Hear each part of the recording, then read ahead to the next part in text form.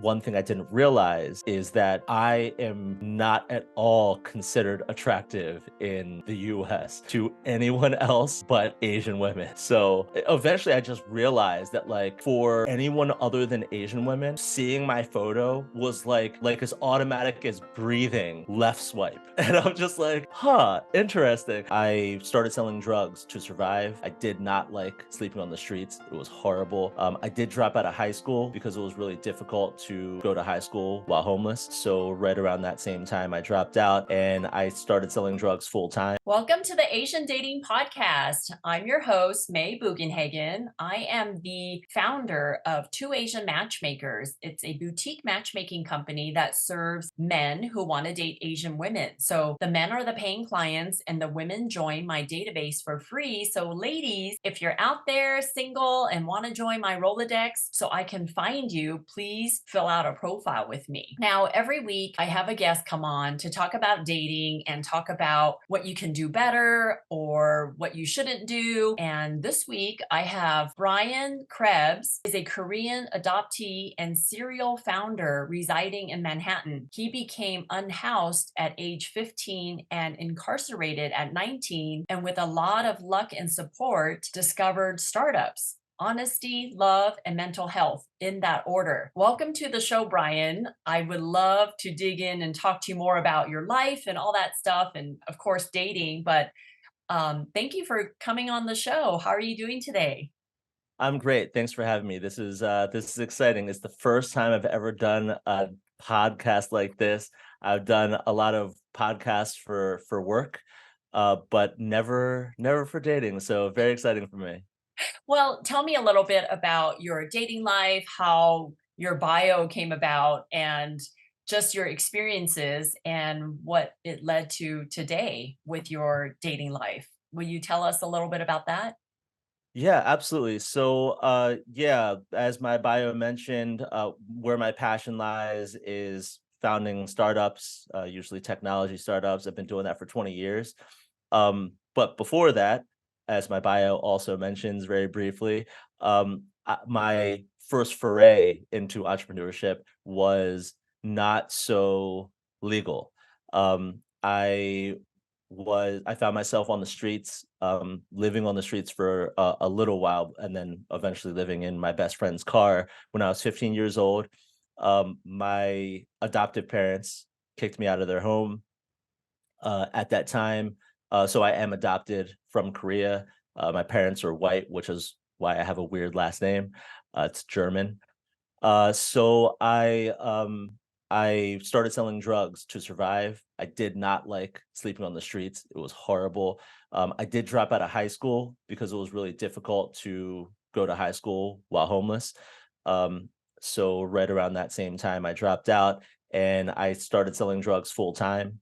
I was able to get myself off the streets pretty quickly by selling drugs, and then by I continue to do it, though. It wasn't just to get myself off the streets, make no mistake. I was in it to make money, and I found I was pretty good at it. Um, and I made a lot of money, really, but then at age 19, I got locked up, as one does when you're selling drugs, and, I spent some time in jail, got out when I was 20, and almost right away, through a lot of help, especially a particular mentor named Pete, who ended up being like a second father to me. He helped me kind of start my first company, and I've been doing it ever since. So, how did you meet Pete? How did he say, "Hey, Brian, you should start up your own business"? I mean, you're obviously going from incarcerated to now you're 40 years old with a beautiful partner living in Manhattan. Like, how did that happen? What did Pete do to inspire you to start something? So it was like a confluence of events, but really it all kind of triggered by my adoptive mother.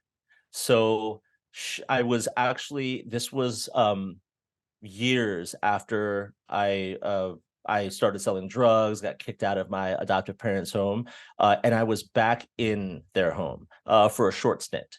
And I had already dropped out of high school. I was just kind of, I think, just like maybe laying in bed in this little bedroom they had for me, uh, and I remember her coming to me with a newspaper, like, "You need to make something of your life," or something like that, and there was, an ad circled. She knew I had uh, I guess, like, interest. I don't know if there was, like, a skill set there quite yet, but I had an interest in technology even at that time.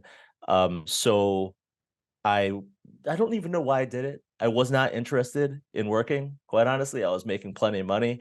Um, but I went, and Pete owned this local software firm outside of Baltimore, and it was an internship for him. And for some reason, he hired me with zero experience. I still have no idea why. And suddenly, I have this like software development internship basically for the summer. And that just blossomed into this like friendship, mentorship, really. And even sort of like I said, he ended up being like a second father to me as well. So you were very lucky to have somebody to kind of get you distracted out of the selling drug scene into something with a purpose, right? Like you were young. Incredibly. Yeah. Wow. Yeah. That's awesome. So are you still friends with Pete today? I am. I should talk with him more. I've been thinking about Pete a lot because I've been telling this story a lot. Um, I've recently started a new company where I'm trying to help um, other minorities, women, underrepresented founders in general, to grow their companies using this kind of advanced machine learning technology. And it's very mission driven for me now, which is has not been the case with my previous startups over the last 20 years. So um, I'm very much seeking out these underrepresented founders, and I end up kind of telling this story a lot. And Pete always comes up in the story because he played such a pivotal role in how I got where I am. And I need to reach out to him. It's going to happen. I'm definitely So doing it. if Pete was listening right now, what would you tell him? What would you say? Can we just talk to him and then have him send him this link for the podcast? Yes, absolutely. Pete, you literally, you played a massive role in my life. How I got here, I found now that um, the reason why so many people that I know who are very hardworking people never made it out of Baltimore, many of them are dead or just locked up forever, is because they never had somebody come and see them for who they are and believe in them. And that happens a lot in school. Teachers, um, will say, "Oh, this person's like really good at math. That's kind of weird. Like, let me put them in some AP class or something like that, some special thing." Uh, that is kind of rare when you are just struggling to get by. You need to meet your basic needs. It's almost impossible to get discovered in such a way.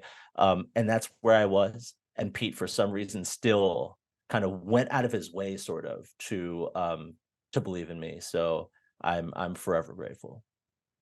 We should actually all take this lesson and be a Pete to someone else's life, right? I mean, we see so many people throughout our days and meet so many people, whether it's at work or a networking function or at a coffee shop or whatever. So if you could be kind and be nice and reach out to somebody and help them. And I think that has a lot to do with it, like believing in somebody, right? Like as parents can give their kids that extra confidence and be like, wow, that is really good what you just did. Like these words just mean so much to kids and to even adults, right? So true. It's so true. And that's really finally, it took me way too long, but that's finally where I'm spending my energy, and not on some startup that I think is an interesting problem to solve, but on being of service to just people who in general, at least in the US, are starting the race with like, weights around their ankles. It's not a fair playing field, and I can only do so much. to even the playing field, but I feel like I should do what I can. Yeah. So, how did childhood trauma affect dating? Because how did you go from like this drug dealer to finding an amazing woman and being in a relationship now? Like, how did that happen? Yeah, I would say that a common theme in my life, just in my personal experience, is luck, and I would call that luck as well. It's just another person. Her name's Sarah, who believed in me for no reason, no logical reason whatsoever. And she'll claim that she knew all along that I had this like good person deep down, but I don't know where that person was because I never saw him, and no one else did. But yeah, she thought he was there all along, believed in me, uh, stayed around even as I pushed her away. Being an adoptee, I now know how common it is for adoptees, but there's a lot of attachment disorders, abandonment issues. I had all of them for sure. Played a big role in why my adoptive parents threw me out. I was very violent and angry, really, and unfortunately, my anger manifested in violence and things like that way too often. So I just had someone who saw through all that somehow. She knew me when we were very young. She also grew up right outside of Baltimore. So I was the drug dealer, and somehow she still saw through all that and stuck around and through all the messes and just pushing type of stuff that adoptees with attachment issues often do. Adoptees can also pull as well, like not wanting to let anything go, but my mine manifested in pushing for sure, and she just refused to go basically. So, when someone is dating and they're dating an adoptee, are there certain things that they should watch out for, or certain things? Don't do it. Just don't do it. I'm joking. No, it's yeah, I mean, it is kind of like I don't want to put all adoptees, sorry if there's any adoptees watching this. I don't want to put adoptees in a box like we're all insane. I'm especially insane. But uh there's plenty of well-adjusted adoptees too. I would definitely though I've definitely come to learn that even though we're all very different, I originally found these adoptee Facebook groups, and my first message was like, "Yeah, like everybody else was like homeless and locked up and stuff, right? We're all like super messed up." And people were like, "What? No, like that's crazy."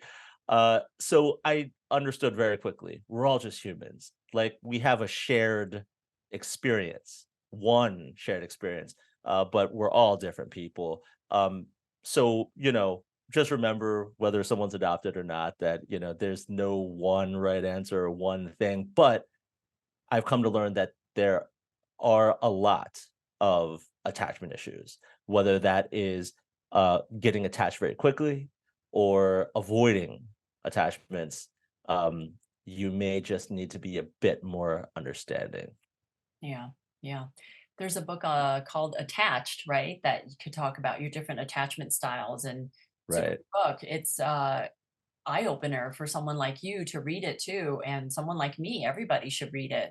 Now, so you're in your 20s and 30s, and when did you start dating? When you were like in your mid 30s? Like, how did that go? Yeah, so like I really started kind of dating, but like very, very casually when I left Baltimore. I left Baltimore when I was like early to mid 20s, and I just couldn't I knew that I had to physically leave Baltimore or my life would never change. So I drove to the West Coast, and found a roommate, and I lived in San Diego for 5 years. And when I was there, I spent my first like 6 months in San Diego, kind of holed up in my room. It's very weird, and it feels weird to explain this now, but learning what I thought people in like normal society talked about. So I was on like Wikipedia and I was reading a lot of like literature, like classic literature, philosophy. I was learning about like art and theater and stuff like that. As it turns out, nobody talks about any of those things actually. But I thought that is what I needed to know in order to like blend in.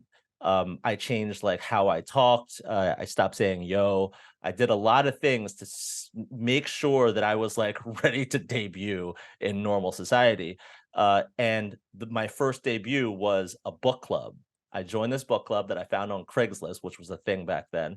I don't know what's happened to that now, but and I went to this wine bar and I was ready to like talk about like you know all of my new favorite books, like Anna Karenina and War and Peace, and like I did like I went through a lot of Russian literature, but nobody was interested in any of that. It was like Oprah book club type stuff.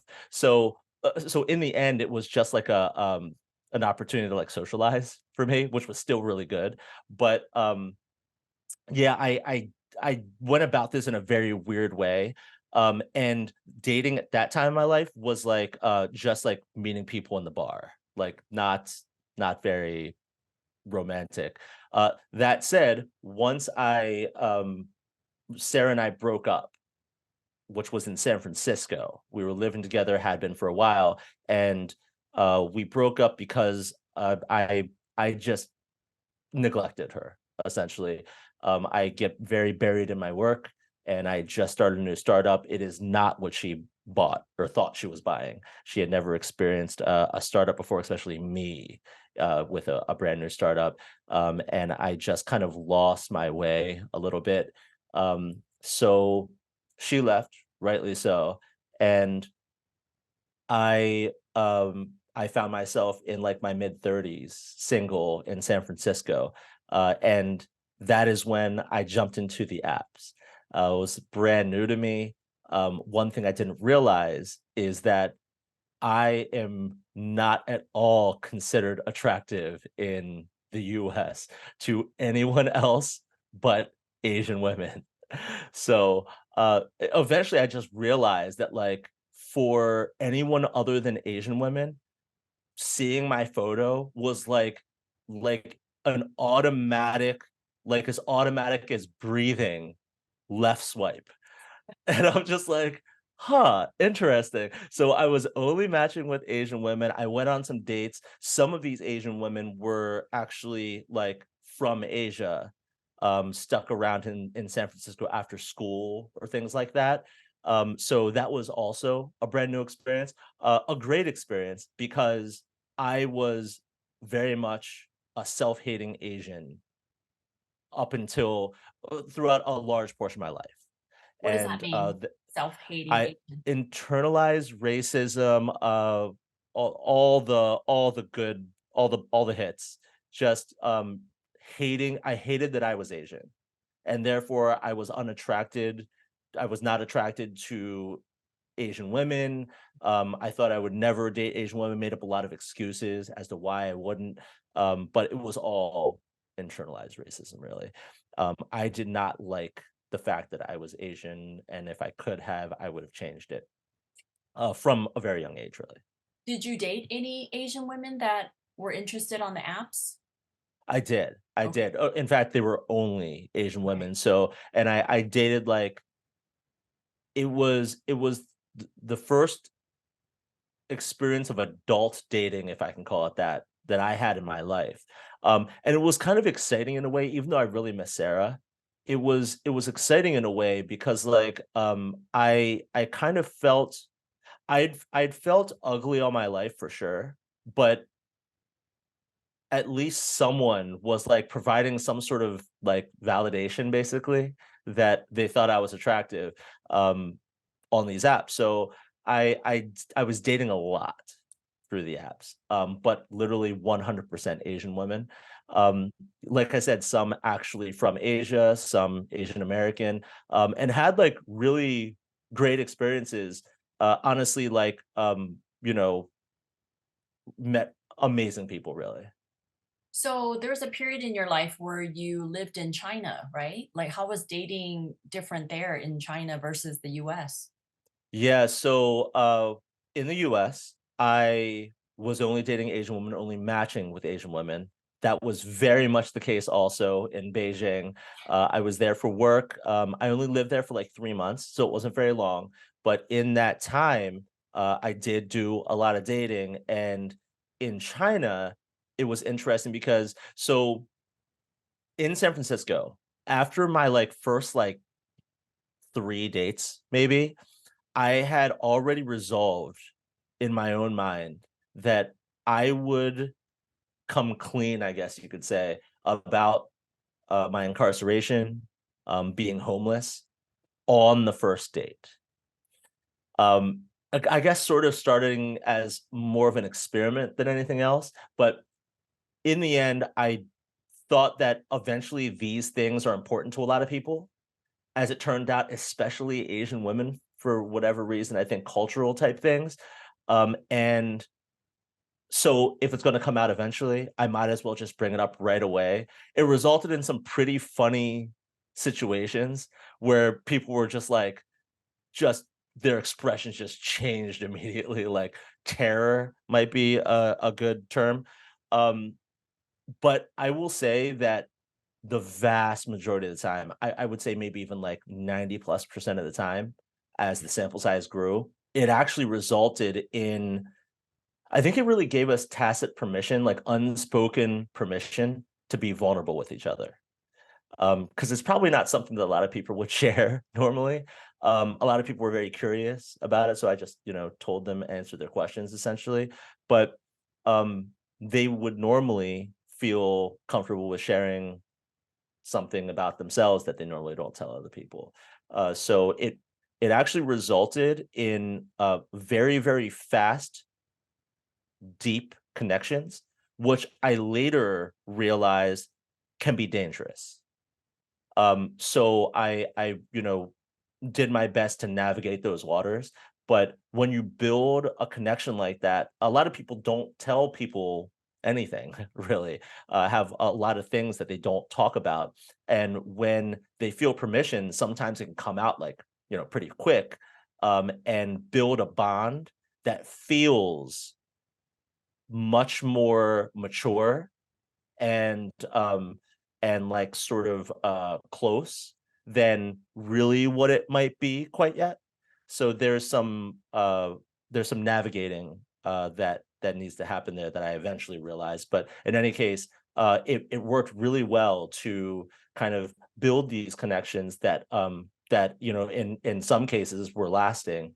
I carried that over into Beijing, and I would say more often in Beijing, it resulted in like really crazy looks and like dates being over fairly quickly. I again probably due to some of the difference in culture, but it still resulted in like really great friendships and even relationships at times. Why did you feel the need to reveal that on the first date? Like, you've already overcome it.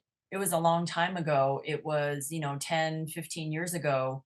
Why not wait till the third date when they were hooked and then reveal it? Like, why did you feel the need to reveal something so intimate and so, polarizing, you know? I think that well, number one, kind of what I was saying before, I do think it's something that like will come out eventually. So it was almost sort of like a time saver, maybe, for both of us. Okay.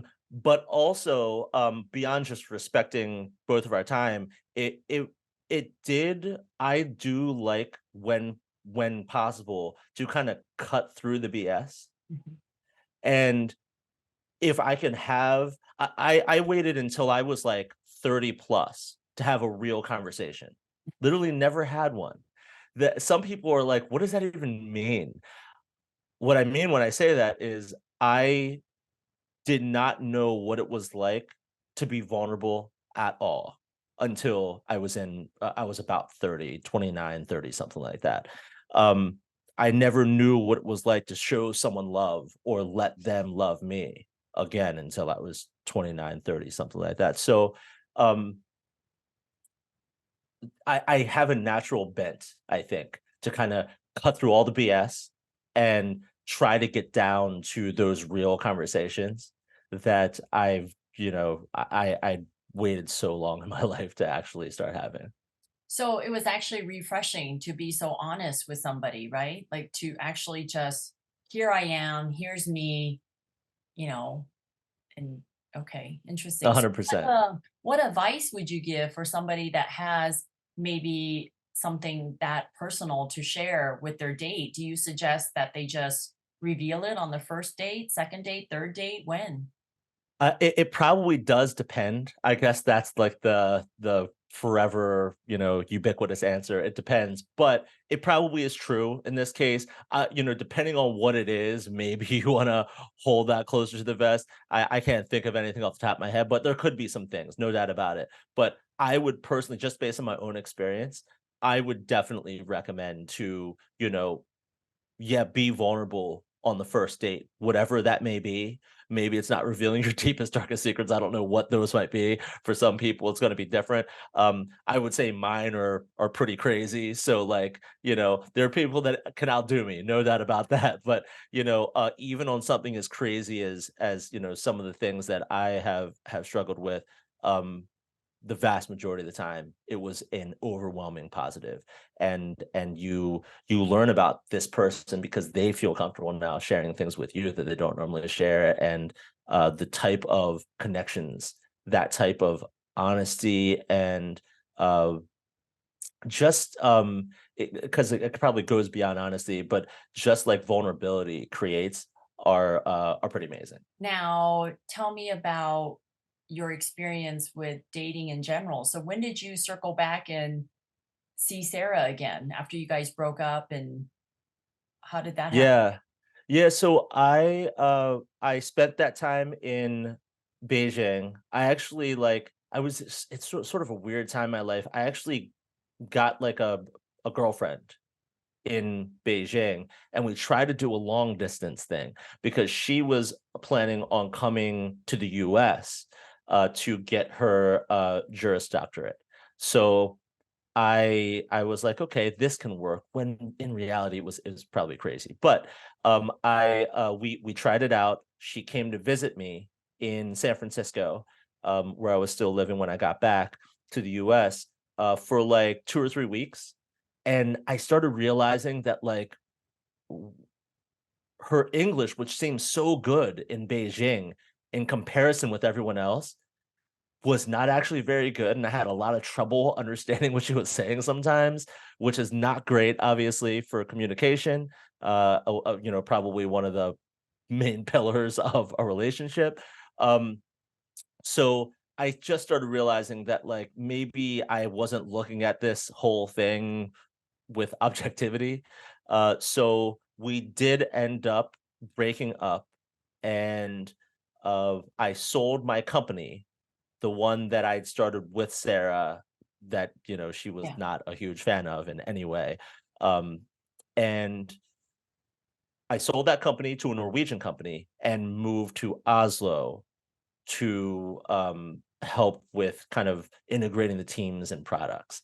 I lived in Oslo for 6 months, kind of Oslo for like 4.5 months, London for a month and a half, technically.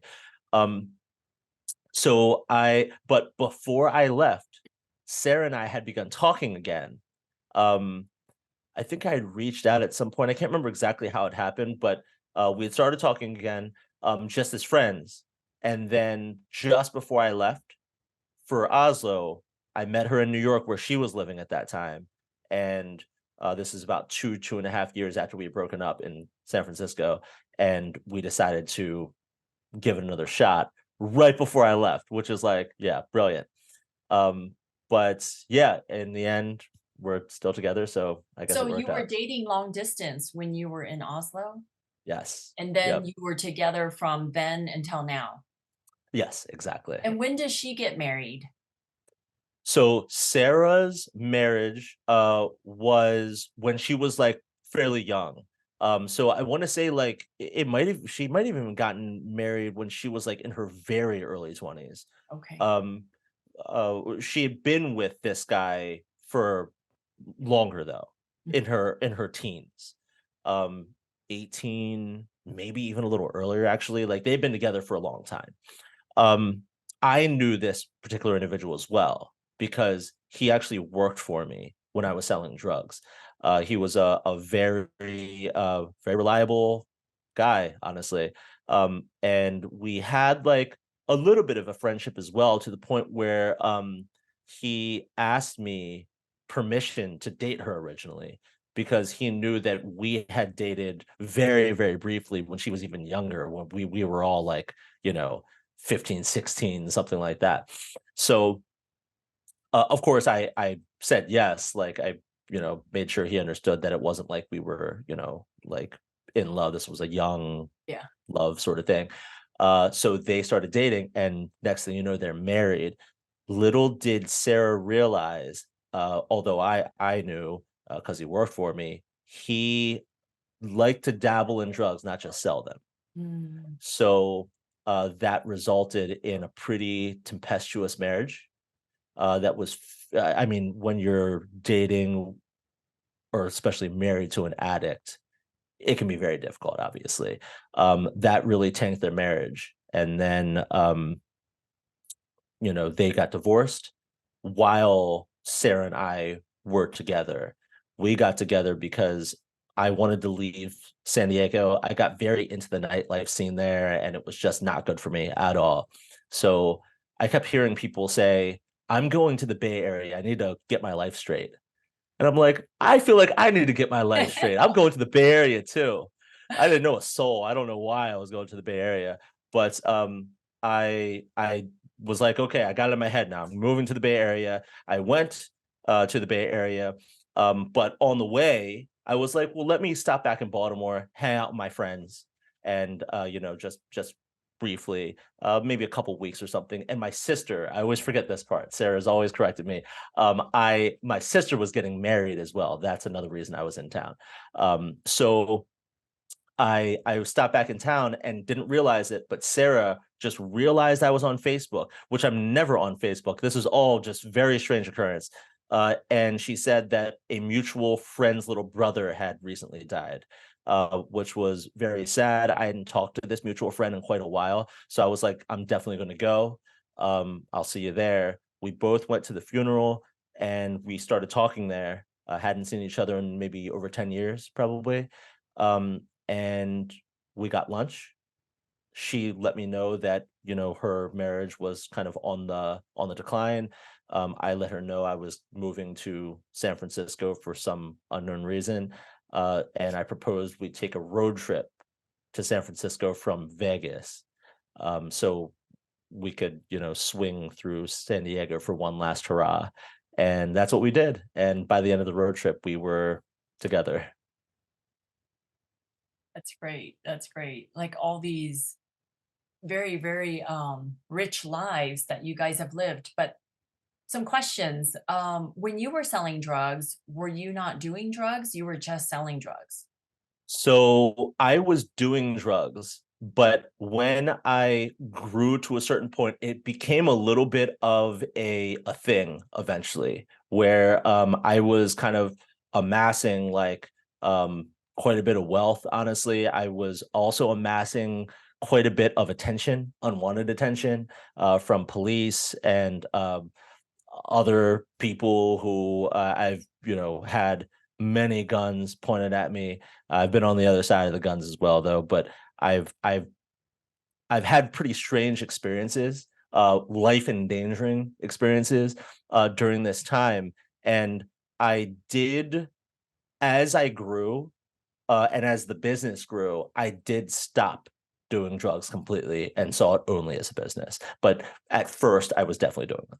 So, how many years were you selling drugs? I started selling drugs when I first became homeless at 15, and I sold drugs basically all the way up until I got locked up at 19. And when you say you made a lot of money selling drugs, like how much money were you making per week? I was probably making it's so hard to tell because there was no accounting system or anything like that, and I was blowing money so fast. Yeah. But I was probably making like maybe anywhere from like 5 to 10 grand a day, something like that. Wow. It's really good money. Now It is very good money. you said you dropped out of, high school. Did you ever get your GED, go to college? Like, what did you end up doing? I did, yeah. So I dropped out of high school fairly shortly after I became homeless, but I did I did get a GED actually like probably like 6 months later or something like that. I had very recently dropped out and just I don't know why, but I just thought maybe I should get a GED. Maybe that's going to help me. Um, in the end, it may have actually only once probably in my entire life. But when I sold my company to the Norwegian company, in order to be in Oslo for so long to integrate everything together, um, I needed to get a work permit. And that was pretty difficult. They just wanna make sure that, like, "Well, why are you doing this instead of a Norwegian?" You Mhm, know? So you kinda have to prove that you're better for this particular job than a native Norwegian, and you're doing that by, like, proving all kinds of stuff. And one thing was the Norwegian guy at the company that bought mine was like, "Okay, well, I need, like, your transcripts and stuff like that." I'm like, "Bro, I dropped out of high school, let alone I have no college degree, nothing." He's like, "Oh, well, what do you have?" I was like, "I have a GED." And he had no idea what that was. He's like, "Okay, that's fine, get that." I'm like, "Believe me, that's not going to help this, I don't think." He's like, "It's not like a very good thing." He's like, "No, no, no, just grab it." I didn't even know how to get it. I found out how to grab it through some website, I think.